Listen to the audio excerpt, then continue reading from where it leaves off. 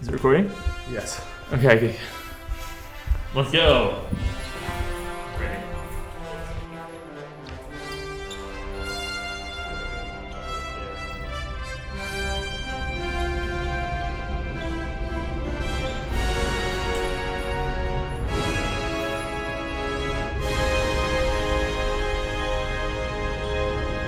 What is the greatest thing? Let's float a new idea. Boats. Eureka! But what are boats, even? Is a raft a boat? A boat. Am I a boat if I float? Believe Could you. you narrow this down for us? Ask your good friend Merriam-Webster, and they'll tell you it's a small vessel propelled by oars, sails, or even an engine. But ask others, like Lil Yachty, and it's a lifestyle. I remember I didn't have not a fan. Now I step out and the boat is the man. Whoa. So now that we understand what a boat is, I want to do a little activity to make sure we understand what a boat isn't. So, what isn't a boat? Cars. Not a boat. Okay. The Dewey Decimal System. Not a boat. Fire. Fire. Not a boat. Usually. Airplane. Sometimes a boat. Now that we have established, without a shadow of a doubt, and with a great degree of confidence and clarity, what a boat is and is not, my natural next question is, when did boats drop? Boats dropped about 60,000 years ago in the form of rafts. Wilson, where are you? Wilson!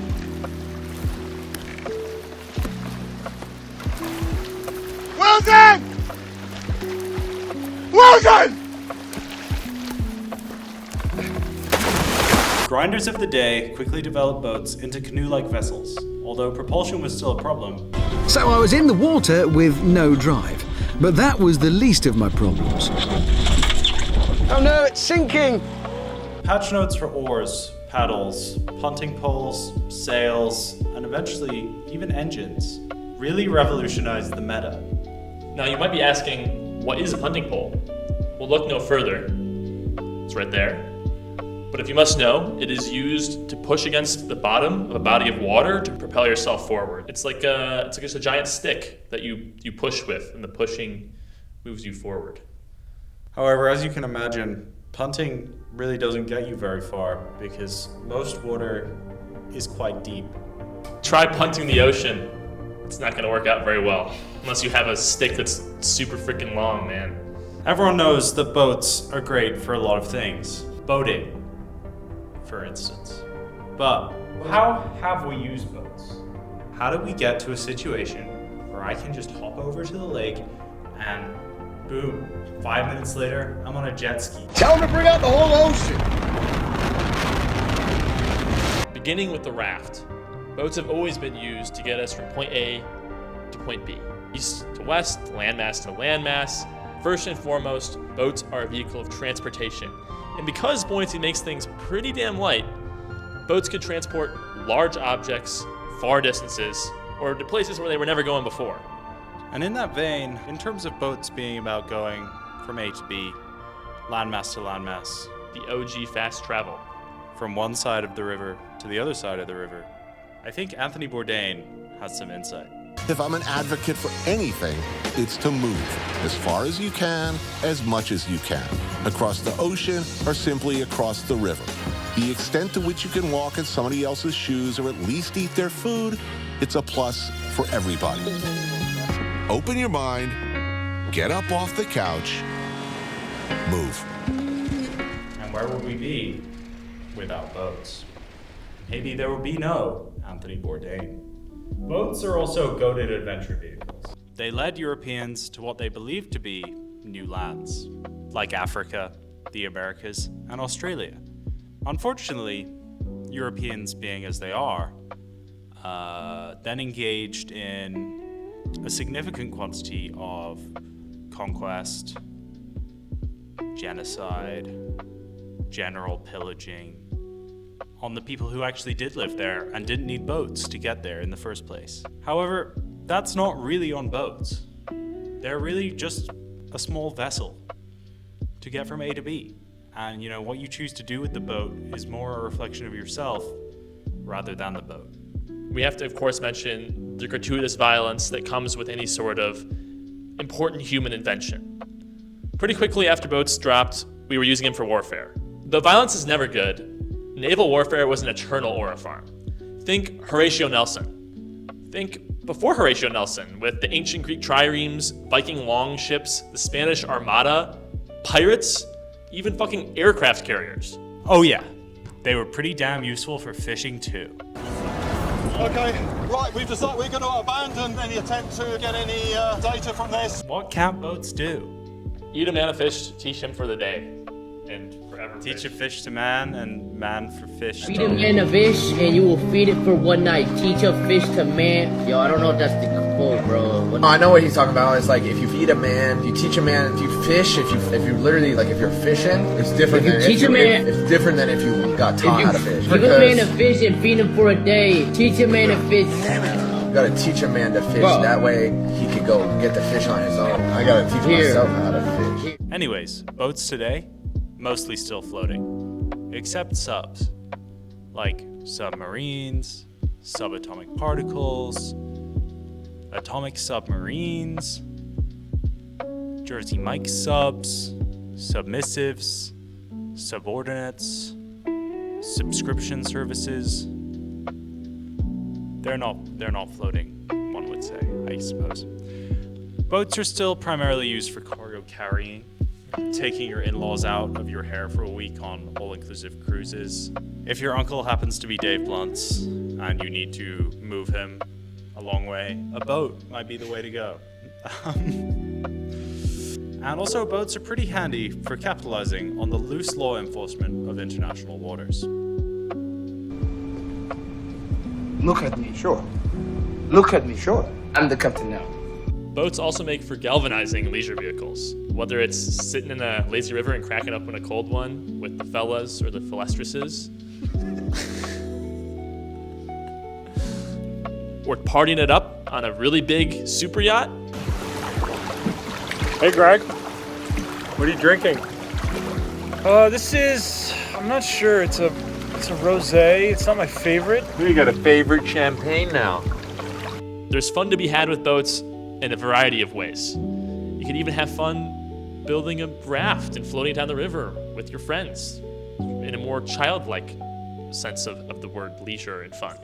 We know boats can travel, but where are they going? The Titanic, the Lusitania, the Titan sub, all look pretty bad on the boat's resume. Shockingly, an Australian businessman named Clive is planning to build the Titanic 2 in 2027. It's just like the Titanic 1, except above surface. For now. And this is not to be confused with the film Titanic 2. This is an actual boat called Titanic 2.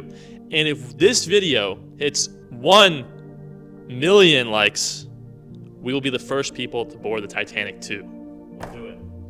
And we'll also crash into an iceberg.